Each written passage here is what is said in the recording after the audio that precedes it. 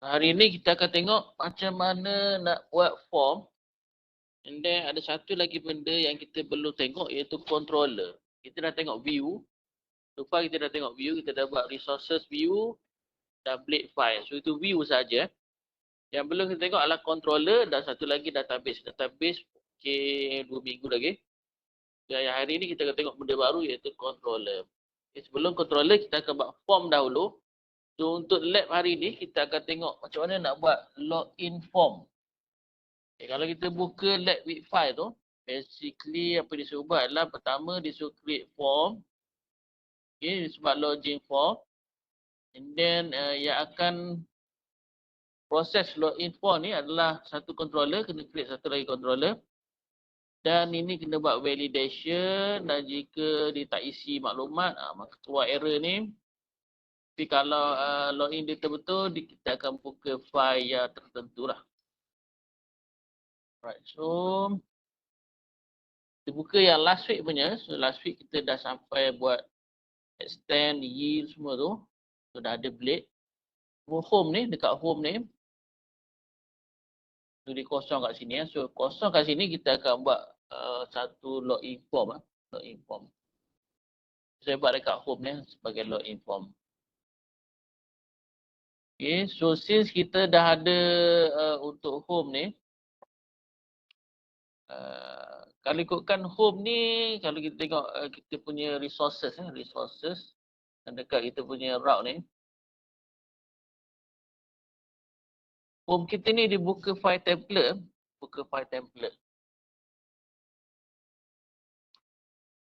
Okay, so instead of dia buka file template ni, kita tukar dia buka file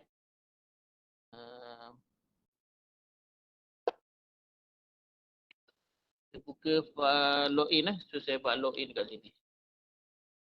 Saya akan buka file login. Right. So boleh buat sama-sama. So dekat route kita tukar sikit dekat web.php tu. Yang view/home ni tukar kepada login. If dia akan jadi error dekat sini sebab home ni dah tak ada file login tu, dia akan jadi error. View login not found, jadi kita kena create satu file login dekat kita punya resources. Okay, Laravel 9 resources views. Create kat luar je, tak perlu buat folder. So create je file kat luar ni. Okay, create file nama login lah, login.blade.php. Okay. Then extend saja, kita buat extend. Extend, ada S, template, /index. Okay, save. So dah ada file login ni. Alright. Extend templates index. Ataupun kita boleh copy daripada modul 1 tu. Okay. Copy je ni. So untuk login tadi tu. Untuk login ni. Replace je. Sama macam modul 1. Okay, copy je sama je macam modul 1. Cuma dekat title ni kita buat sini login. Active untuk home lah. Kita buat active dia untuk home. Kita buat section active tu. Check lah nanti ya. Okay, so ini saya buat login.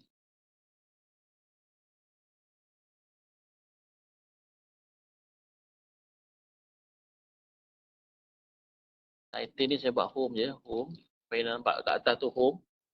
Tapi dekat main body dia kita buat login lah. So ini kita delete dulu.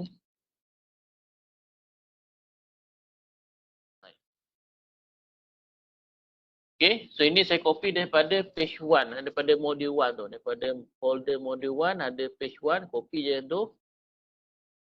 Okay, page 1 ni copy and then paste kat sini. Yang kita ubah hanyalah section, ini tukar section home. And then title kita buat home juga. Tapi dekat section body ni kita buat login.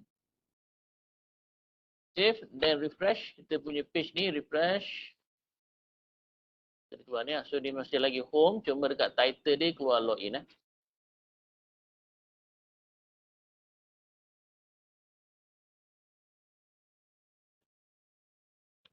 So, kalau home ni dah jadi login ni, tapi dia tak highlight dekat sini ya. Seperti mana module 1, kalau kita klik module 1 dia akan highlight.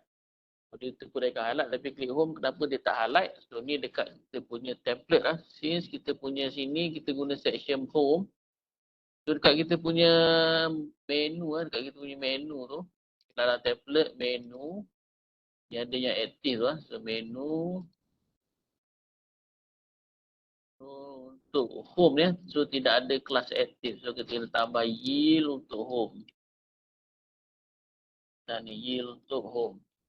Supaya dia boleh aktifkan yang tu lah.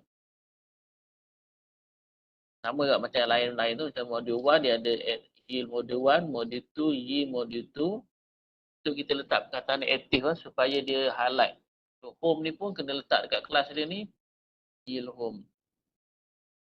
Okay, save. Dan refresh kat sini home. So dia dah highlight. So proceed untuk login je. Siapa yang module 1 tu dah jadi tak betul, so you fokus untuk home ni saja. You fokus untuk home saja. Sebab untuk login je hari ni ya. Kalau you masih lagi nak tengok yang module 1, module 2 tu, tak sempat lah. So untuk login ni kita akan buat form login. So kita buka file yang kita dah buat tadi, login terus. Tadi dekat views, login tadi tu. Kita buka file ni. So under section body ni kita tambah untuk buat form. So ni HTML biasa je. So buat form. Tutup form dan slash tutup form. Ni standard . Kalau nak buat form mesti ada tutup form ni. Okay. Dan kita tambah tu lagi method sama dengan get lah. Kalau tak letak method sama dengan get, dia automatic method dia adalah get. Maksudnya kalau saya tak tulis, saya buat form je, ni maksudnya automatic dia adalah method get lah. Tapi saya letak je ni. Okay. Okay, letak selepas perkataan login tu. Right. Di form ni dia ada method dan satu lagi yang penting dalam dia juga adalah action. Action ni nama URL yang akan terima action bagi form ni. Bila kita hantar form, kita ada input dalam tu, kita akan hantar form tu, kena ada satu file yang akan terima form tu nak proses form tu. Jadi kena ada dipanggil file tu kita letak dekat action lah. So action ni kita buat nama action dia adalah tekan login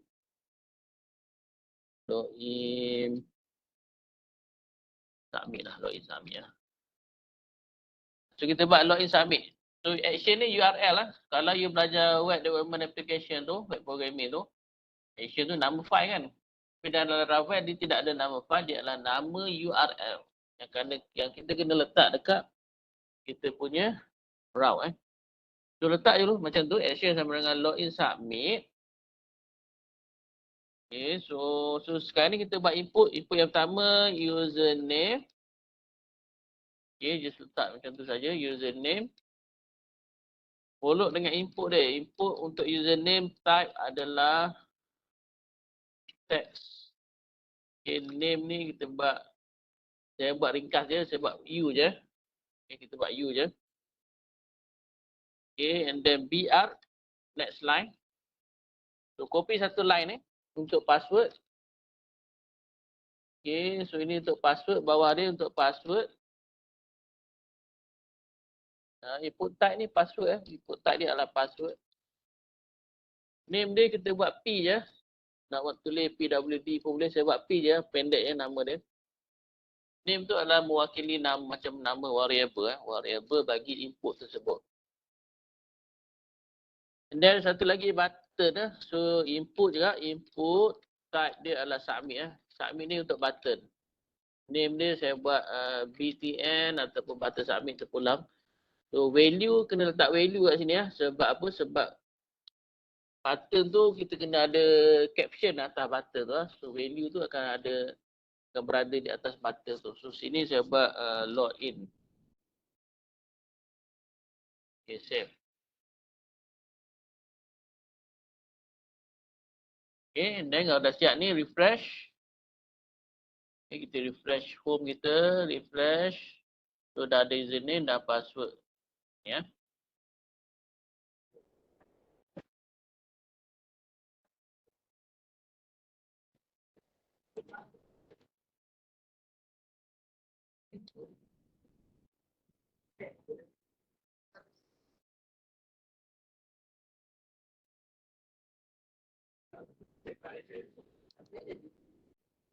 Okay, so kita cuba submit ya. Cuba submit file ni. So katakan masuk je apa-apa, and then login. So dia keluar not found. Sebab apa? Last login submit kita belum buat lagi ya. Belum buat dalam route tu. So dalam route belum buat lagi. Okay, so kita kena tambah dekat web.php untuk login submit ya. So buka web.php. Okay, so kena tambah satu route. Coba get dahulu, get slash login submit. Itu route yang dia kata tak jumpa tu. Okay, cuma yang ni saya tak nak buka file view, saya nak buat controller. So kita akan tengok controller. Okay, save dulu lah, save dulu ya Dik. And then kita kena create satu file controller. Okay, satu file controller. Mula ni view je, so sekarang ni kita nak masuk controller. So pergi dekat folder Laravel tu. Kemudian folder app. Kemudian folder http. And then folder controllers. Laravel, app, http, controllers. Okay, file controller tu copy. Yang dah ada tu, dia dah ada file controller. So kita copy, kita buat controller kita sendiri. Paste saja, copy dan paste. So yang ni rename kepada buat my controller. Okay. And then you edit file ni, my controller ni edit. Okay, so apa yang kita kena edit? Kalau tengok kelas dia ada kelas controller. So control kelas ni adalah nama file. Ni adalah nama file. So nama file tadi controller, tapi kita dah rename kepada my controller. Jadi kelas ni kena tukar juga kepada my controller. Dia ikut nama file. Kelas ni mesti ikut nama file. So tengok sini my controller. So samalah dengan nama file ni my controller. Sama Okay. Dan hujung sekali.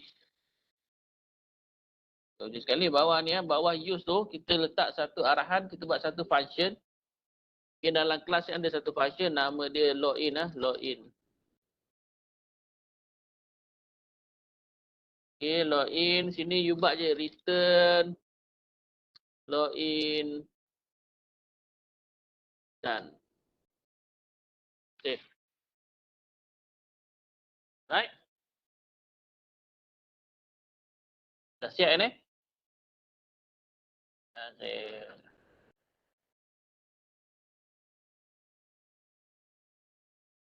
Okay. So kita punya route tadi, kita punya web.php ni belum siap lagi sebab kita tengah buat controller. So kita sekarang ni dah ada my controller. So pergi balik kepada web.php kita ni, route web.php. So route get login submit. So sini kita nak controller yang take action So kita kena letak controller tadi, nama dia my controller. Dan kena letak alias. Alias tu untuk function So function apa dekat my controller tu yang akan respon kepada login submit. So ini adalah nama method ataupun nama function tadi iaitu login. Okay. So my controller alias login. My controller ni nama controller iaitu my controller.php tu. alias adalah metod mana ataupun function mana yang akan respon kepada login submit ni. So kita akan minta login ni. Login ni yang function ni lah. Okay. Function login. So ni saya buat L huruf besar. Jadi dekat web ni kena buat L huruf besar. Okay. Satu lagi kita kena supply full path. Ataupun my controller ni dia tak tahu duduk dekat mana. So kita kena tambah lagi. Iaitu dia duduk dekat folder app. Okay. /http/controllers. Ini nama folder dia lah. Nama folder dia. Kena tambah depan tu. Ini buat A besar tak apa. Okay. Save. Okay. So ni kita punya route baru. Route get. Kita guna get lah. And then /login submit ni action dia. Okay. So file dia adalah dekat folder app http controllers. My controller adalah nama controller kita dan login. Save. And then sini yang kata not found ni, kalau tengok kat sini dia dah submit ni, U ni, P pun dah submit, button pun dah submit. So kita refresh je page ni. Okay, so sini saya kena huruf besar, depan-depan tu kena huruf besar. So ni H huruf besar, T pun huruf besar. Refresh balik. HTTP controller sekejap. Tengok HTTP controllers. HTTP controllers.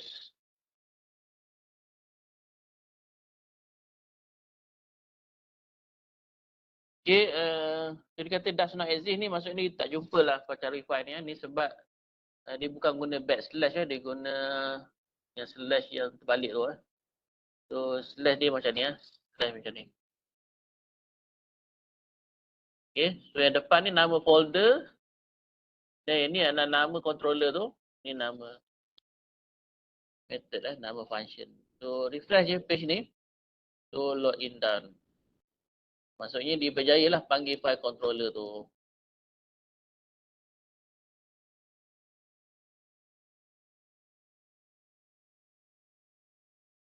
Dah syukur dah. Okay, so back balik.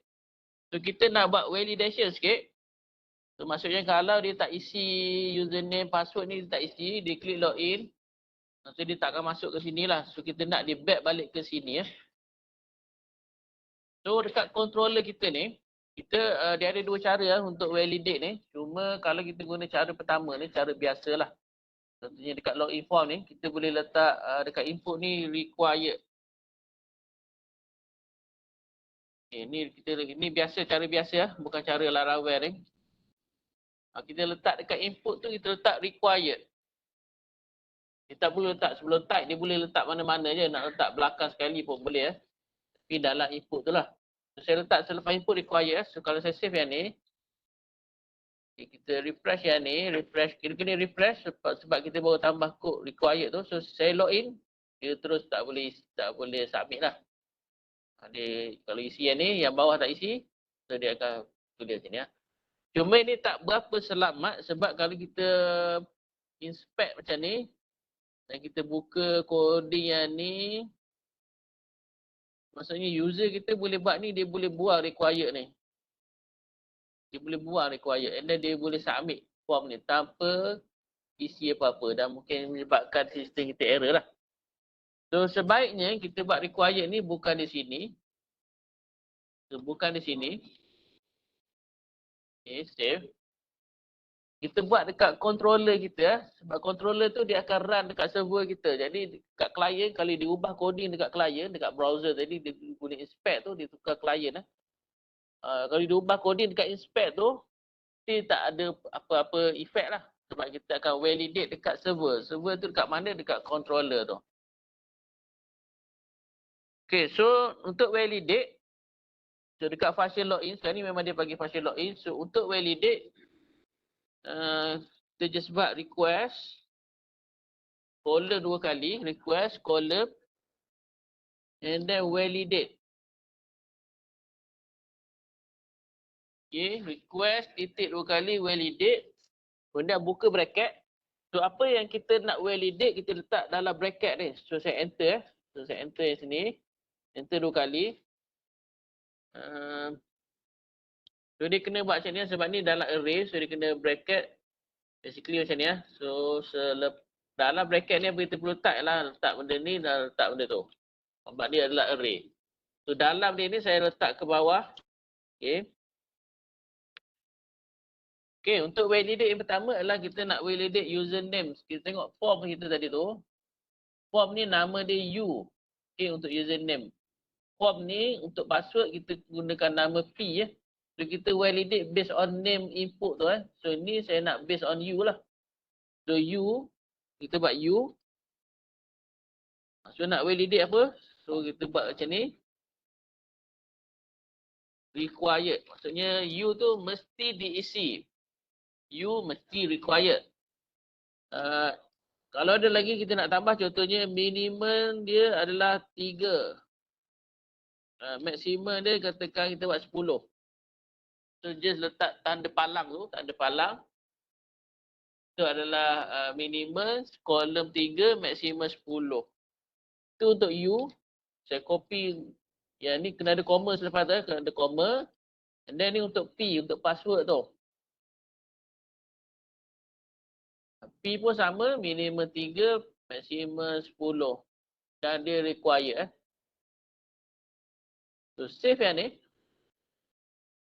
Okay, kita save, kita just tambah arahan ni je dekat semua kita, dekat controller tu. Request, validate, dalam kurungan, lepas tu kena ada satu lagi kurungan square bracket tu.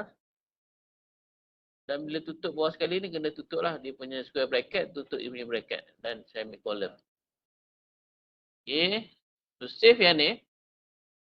So sekarang ni kita refresh page ni. So sekarang ni saya tengok sini lah, ni home, bila saya klik login, dia still hantar tapi, oh sorry. Ada kena tambah satu lagi ya, since kita guna request ni, so kena tambah di atas function tu, use request. Kena tambah arahan tu. Use request sebab kita guna request ni. Save. So refresh je page ni.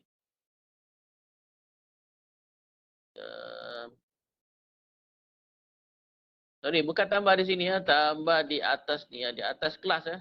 Tambah di atas kelas tu. Di situ.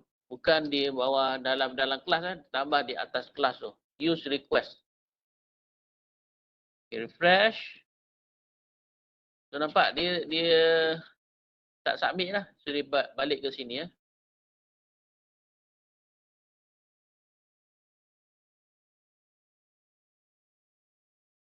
Okay, kalau kita login ni, tak tahu error apa ni. Tiba-tiba balik semula ke sini kan. Jadi kita kena show error dekat sini. Macam mana nak show error?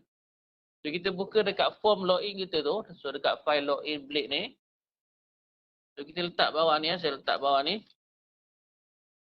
Bawah username. Kalau error tu pada username, kita letak kat bawah username tu. Ataupun tak apalah, letak kat sini ya. So just letak alias error untuk U. Jika U ni okay, okay, error U dan kena letak N error. Ni kalau ada error pada U, U tu apa? U tu adalah name ni ya. Kalau name ni you buat username, so sini error username lah. So kita akan paparkan error tu di sini ya. So kalau ada error untuk U, kita akan papar di sini. So kita buat P untuk paragraph. So saya buat style sikit P ni. Sama dengan color dia kita buat red . Kalau ada error kita buat color dia red. Tutup P. And then ni kita nak paparkan error tersebut . So ini jika ada error. So jika ada error, kita akan paparkan error dia dalam format P paragraph dengan style color dia warna merah. So nak paparkan error dia, just buat macam ni. $message. Save. Tu untuk U saja, untuk U saja. So kita tengok dulu macam mana jadi dia. Login. Macam dia beritahu the U field is required. Inilah U . So better kita guna nama yang sama. Kalau tak user tak faham apa U ni. Maksudnya Kalau boleh name tu kita buat username lah. Okay. Maksudnya name ni you buat username. Barulah dia keluar the username field is required. So baru nampak betul lah. Kalau ini pun kita buat untuk password pula. So copy benda sama ni. Copy tapi letak bawah password ni. So ni error P Macam tu je. Kalau nak tambah sini pun boleh. Password. Ni error dia. Sini saya tambah dia username. Dia tak perlu. Sebenarnya tak perlu sebab dia berada di bawah tu dah. So kata kita masuk yang username ni. Kita masuk. Password kita tak key in lah. Dia login. Dia beritahu password. The P field is required. P tu apa? P tu adalah name bagi input ni lah. Kalau nak bagi user faham, dia sebut name input tu pada password lah. Maksudnya P ni instead of name P ni buatlah nama password. Right. So sama tak? Tadi kita set minimum 3, maksimum 10 So kalau tengok kat sini, ni dia tak isi So katakan dia isi minimum tak cukup 3. Contohnya username ni dia isi S je, tak cukup 3 Dia login. Saya akan beritahu, you must be at least 3 character. Okay. Okay, cuma apa yang berlaku kat sini, katakan saya dah tulis ni Suhaila, password je saya tak tulis. Bila kita submit, dia ada memang ada error, tapi yang ni hilang value dia, sepatutnya kita nak maintain lah value dia. So macam mana nak bagi maintain value ni? Bila error, still Suhaila tu masih ada lah, cuma sinilah dia perlu masukkan. So kita pergi dekat input kita ni, so ni input untuk name ni. So kita tambah satu lagi, value kita buat value sama dengan macam tu. So sama juga untuk password tu lah. Untuk password, input password ni hujung sekali sebelum kita tutup ni. So sama juga buat value. So apa kita nak isi dalam value ni, kita akan isi dengan data lama dia. So macam mana nak isi data lama, so buat macam ni. Tulis bracket 2 kali. Okay, type O dalam kurungan. Okay, so ni adalah U sebab ni adalah nama U. So kita buat U. Okay, untuk password value dia adalah buka, tutup. Dan buat all value lama. Kemudian ada kod. Ni untuk P. Tutup kurungan. Save. So, login. So, nampak dia maintain nama tu. Walaupun ada error, tapi still dia maintain lah. Ni saya buat satu je. Still ada error, tapi dia maintain lah. Not greater than 10 characters. Walaupun ada error, tapi dia maintain input tu. Artinya, just tambah value dekat input tu dan letak arahan ni. All U untuk name U, all P untuk name P. Save.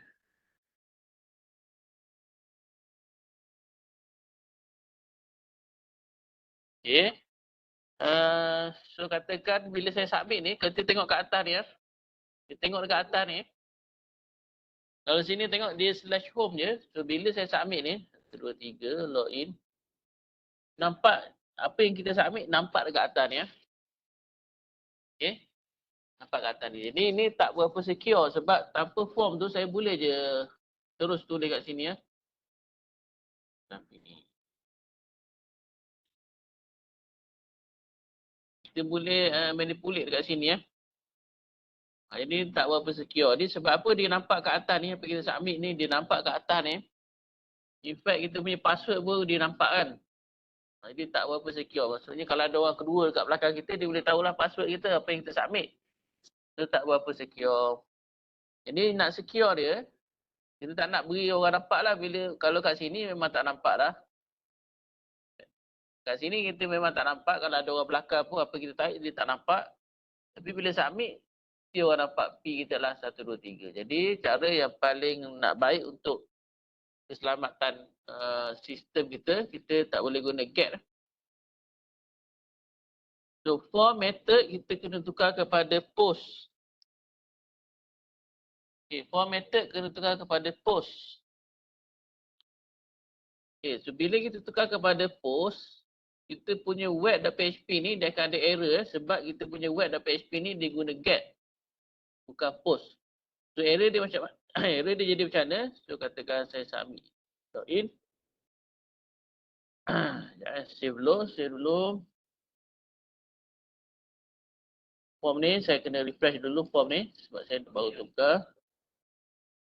Okay, so sini 1, 2, 3. So bila saya submit, dia kata yang ni error dia macam ni. The post method is not supported for route login submit. Okay, route tu ada tapi post ni dia tidak support. Yang dia support hanyalah get saja. Sebab kalau kita tengok dekat route kita, dia hanya kita guna get saja. Jadi dia ada error. Jadi kat sini, dekat route kita ni, dekat web.php ni, kita guna get. Patut kena buat post lah. Okay. Patut kena buat post. Ataupun nak senang, kita just buat any. Jadi kalau dia get pun boleh, post pun boleh. So kita guna any kat situ. Okay. So refresh je page ni. Dia akan ada satu lagi error, page expired. Ni security dia untuk si SRF security ni dia tak nak bagi kita submit form tu tanpa kita letak token. Maksudnya dia tak nak bagi kita buat form dekat PC orang lain, dekat server lain, submit ke server kita. Jadi ini adalah salah satu security dia. So saya tak nak explain lebih tentang CSRF lah. You boleh cari je CSRF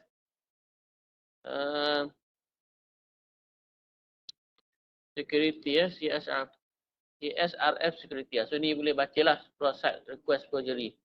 So dia untuk kontrol security tersebut, kita kena letak dekat kita punya form ni. Just letak je selepas form ni, just letak alias CSRF save. And then refresh je page kita ni. Back balik, refresh. So dekat login form ni, saya buka dia punya source code. So kalau kita tengok dekat login kita, mana form kita. Okay, you nampak ni username yang memang kita tulis dalam coding. Ada username input type tu. Okay, password pun memang ada dalam coding. Yang ni yang tidak ada dalam coding. Input type hidden token. So token ni automatic dia generate lah. Jadi siapa yang tidak ada token ni, dia tak boleh nak submit form tu. Jadi kena generate token ni daripada server yang betul lah. So ini baru dia boleh submit baru boleh submit. So tengok bila saya submit, login. Dia keluar login dah tapi kat atas tak nampak dah input apa yang kita submit. Itu sajalah untuk hari ini.